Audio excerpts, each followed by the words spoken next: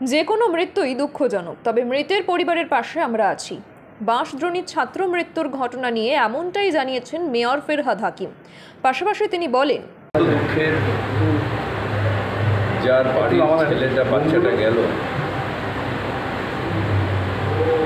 তার দুঃখের অন্ত নেই।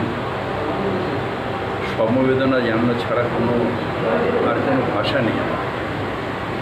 কিন্তু নিশ্চিতভাবে অ্যারেস্ট হয়েছে যে চালাচ্ছিল, ইনকোয়ারি হবে, কোন কন্ট্রাক্টর কাজ করছিল নিশ্চিতভাবে সেটাও দেখা হবে, এবং যা দরকার পরিবারের পাশে আমরা আছি। রাস্তাগুলো আসলে ওখানে ড্রেনেজ সিস্টেম কিছু ছিল না, বামফ্রন্ট আমল থেকে। কেআইপির এই প্রজেক্টটা নিয়ে ক্যালকাটা কর্পোরেশন ওখানে ড্রেনেজ সিস্টেম করছে, এবং এরপরে আবার 127 ওয়ার্ডে হবে। সেই ড্রেনেজ সিস্টেম করার পরে খুব বড় বড় পাইপ ওর ভেতরে বসানো, যাতে জলটা যায়, যাতে টালি নালায়। আপনারা দেখছেন ইউএন লাইভ, বাংলা খবরের শেষ কথা।